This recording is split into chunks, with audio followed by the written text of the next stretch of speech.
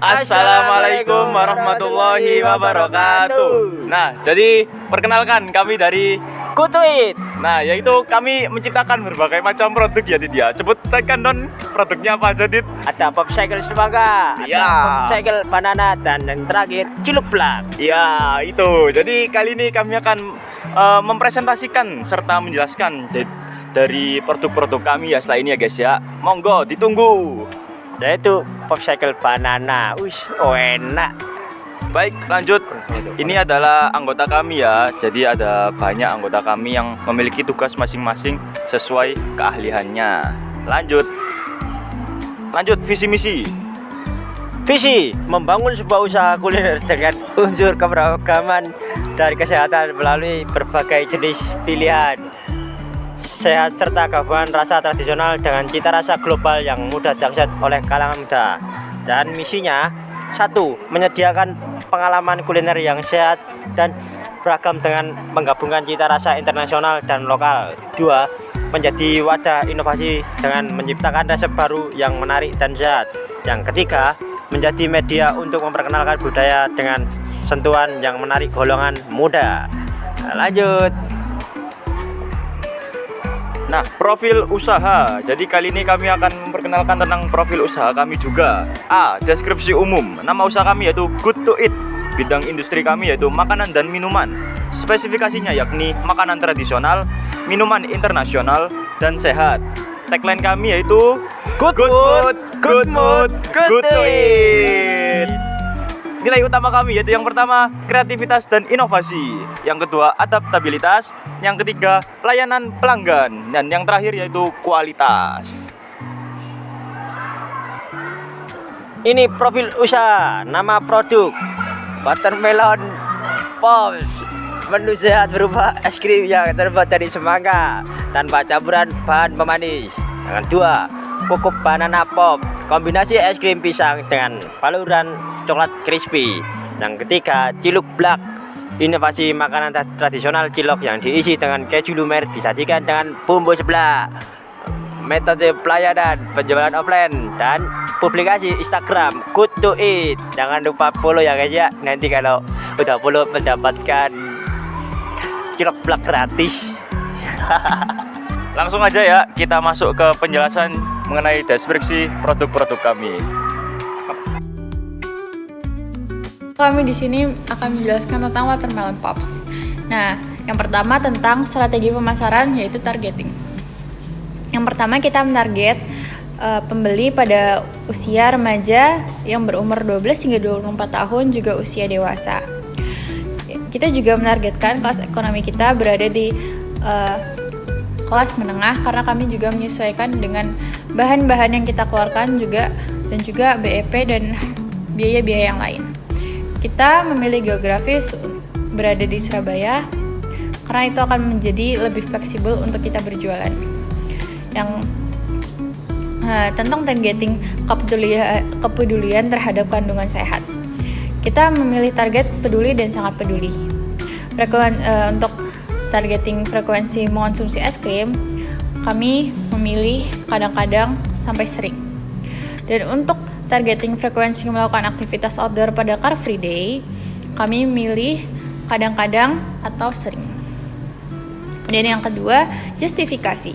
Yang pertama, kalangan remaja dan dewasa cenderung lebih tertarik dengan produk kami, yaitu Watermelon Pops, khususnya karena tergolong minuman enak, namun memiliki kandungan sehat dan rendah gula. Yang kedua, masyarakat dengan kelas ekonomi menengah cenderung memiliki biaya yang cukup untuk membeli produk kami. Yang ketiga, produk kami akan dijual pada waktu Car Free Day di Surabaya. Oleh karena itu, masyarakat yang tinggal di Surabaya dan sering atau kadang-kadang beraktivitas outdoor pada Car Free Day memiliki kemungkinan lebih besar untuk membeli produk kami. Dan yang terakhir, produk yang kami jual adalah es krim rendah gula. Oleh karena itu, pelanggan yang sering atau terkadang mengonsumsi es krim, namun juga memerlukan kandungannya, akan memiliki kecenderungan lebih untuk membeli produk kami. Dan yang terakhir, di segmen strategi pemasaran, yaitu positioning.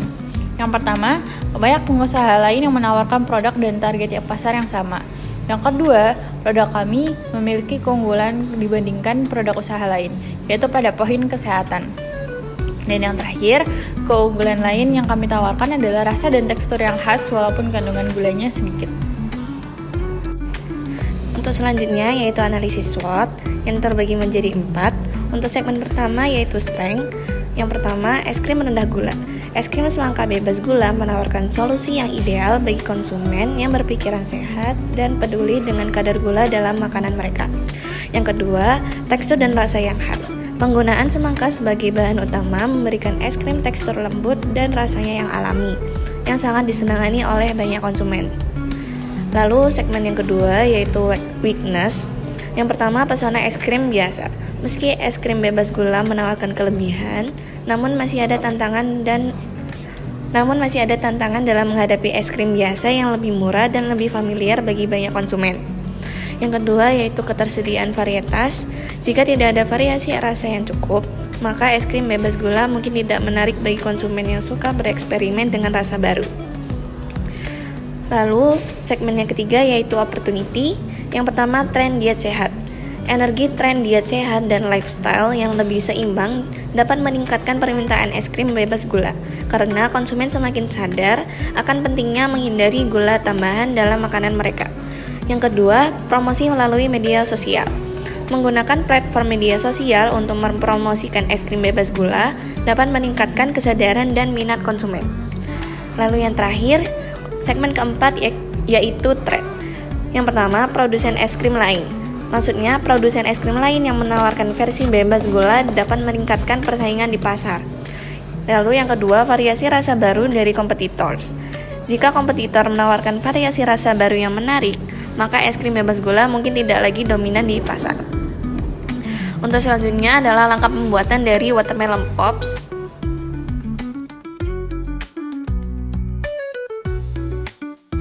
Jadi di sini kita akan kembali menjelaskan tentang biaya variabel. Yang berarti jumlah biaya variabel per satu kali produksi adalah 34.022.000. Dan yang kedua adalah biaya investasi, yaitu biaya investasi alat, yaitu yang menjadikan biaya penyusun kita yaitu 220.000 dibagi 60 sama dengan 3.667.000. Untuk biaya tetap yaitu 137.000 ditambah 100.000 ditambah 3.677 dibagi 30 yang menghasilkan 8.022.000. Dan total biaya yang dihasilkan yaitu 8.022 ditambah 34.022 sama dengan 42.044 yang menjadikan HPP kita berada di angka 42.044 dibagi 20 pieces yaitu 2.100.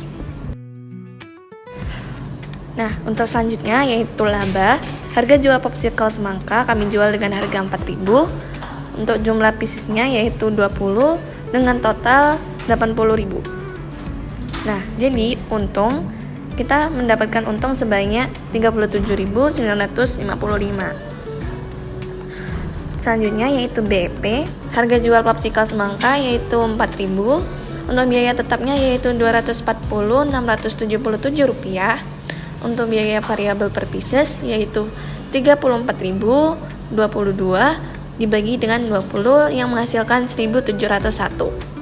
Nah, untuk BEP produk itu menghasilkan 104. Jadi kali ini aku dan Radit akan menjelaskan tentang Choco Banana Pops. Baik, langsung saja ya guys ya. Ayo. Nah, jadi strategi pemasaran, segmentasi yaitu umur anak-anak remaja dewasa, kelas ekonominya yakni menengah bawah sampai menengah atas, geografis tentu saja di kota Surabaya. Kepedulian terhadap tampilan dan rasa itu tidak peduli, sangat peduli. Frekuensi mengonsumsi es krimnya juga jarang sampai sering. Frekuensi melakukan aktivitas outdoor yaitu jarang sampai sering juga. Targeting umur anak-anak dan remaja 12 sampai 24. Kelas ekonomi menengah, geografis kota Surabaya. Kepedulian terhadap tampilan dan rasa peduli, sangat peduli. Frekuensi mengonsumsi es krim kadang-kadang sering. Frekuensi melakukan aktivitas outdoor pada Car Free Day kadang-kadang sering. Nah, baik, lanjut ke justifikasi targeting. Yang pertama, kalangan remaja dan anak-anak cenderung memiliki selera yang cocok dengan produk kami. Apalagi banana pops ini rasanya yang sangat manis, yang dibalur dengan coklat ya. Jadi kayak enak banget di anak-anak itu. Terus lanjut yang kedua, yaitu masyarakat dengan kelas ekonomi menengah cenderung memiliki biaya yang cukup untuk membeli produk kami, karena produk kami itu termasuk murah, jadi banyak anak-anak yang membeli produk kami. Kemudian yang ketiga, produk kami akan dijual pada waktu Car Free Day di Surabaya. Oleh karena itu, masyarakat yang tinggal di Surabaya monggo sering-sering datang beraktivitas saat outdoor dan memiliki kemungkinan lebih besar untuk memiliki produk kami. Yang keempat, yakni produk yang kami jual adalah es krim pisang yang mengandung coklat, gula, dan susu, serta mengutamakan rasa dan penampilan, sehingga cocok untuk kelompok masyarakat yang memerhatikan kedua aspek ini. Oke, lanjut. Sekarang ke positioning. 1. Banyak pengusaha lain yang menawarkan produk dan target pasar yang sama. 2. Produk kami memiliki keunggulan dibandingkan produk usaha lain, yaitu pada poin rasa dan tampilan. Rasanya itu sangat mantap sekali, apalagi coklatnya ya guys ya. 3. Ciri khas dari produk kami adalah perpaduan yaitu es krim pisang yang lembut dengan bauran coklat crispy. Baik, lanjut. Yaitu selanjutnya analisis SWOT strength. Nah, strength itu termasuk dalam arti Indonesianya apa, Dit? Kekuatan. Ya, kekuatan. Jadi strength dari produk kami yaitu rasa unik, kombinasi rasa manis dan pisang coklat yang unik dan lezat, membuatnya populer di kalangan konsumen, apalagi anak-anak ya guys ya. Kemudahan produk, proses pembuatan es krim pisang coklat relatif sederhana dan bahan baku mudah didapatkan, membuatnya praktis untuk diproduksi. Lanjut. Sekarang ke weakness. Kalau weakness apa aja? Weakness itu artinya kelemahan. Ya, benar, kelemahan. Tinggi gula dan kalori. Kandungan gula dari coklat dan tambahan gula dapat membuat produk ini kurang sehat jika dikonsumsi berlebihan karena bisa menyebabkan diabetes. Yang kedua, umur simpan pendek. Es krim biasanya memiliki umur simpan yang relatif singkat sehingga perlu dikemas dan diedarkan dengan cepat untuk menjaga kualitas. 3. Rentan terhadap cuaca. Es krim rentan terhadap cuaca panas yang dapat membuat teksturnya menjadi lembek dan tidak enak lagi. Baik, lanjut ke opportunities yang berarti kesempatan, yaitu kalangan remaja dan anak-anak banyak yang tertarik dengan es krim, khususnya karena inovasi perpaduan rasa buah dan coklat yang nikmat, ya, yaitu treat berarti ancaman. Persaingan yang ketat, banyaknya produk es krim dan makanan ringan lainnya di pasar menciptakan persaingan yang intens sehingga memerlukan diferensiasi yang jelas untuk menarik pelanggan. Fluktuasi harga bahan bakunya itu kenaikan harga pisang dan coklat dapat memengaruhi biaya produksi dan profitabilitas produk, atau yang berarti profitabilitas itu keuntungan yang didapatkan oleh produk itu tergantung seberapa mahalnya harga bahan produksi. Cakep. Nah, ini kalau kalian mau membuat langkah-langkahnya kayak gimana. Nah, ini saya bacakan ya. 1. Pisang dipotong-potong lalu di blender. 2. Masukkan fresh milk dan madu supaya ada rasanya, tidak pisang banget. Yang ketiga, setelah halus tuang ke dalam cetakan. 4. Sambil menunggu hingga membeku. Dan sambil menunggu, lelehkan coklat dan campur dengan minyak. 5. Setelah dalam cetakan membeku, kita celupkan ke coklat yang sudah dilelehkan. Dan 6, yang terakhir, banana pop siap disajikan. Langsung ke biaya variabel. Jumlah biaya variabel per 1 kali produksi yakni Rp44.200.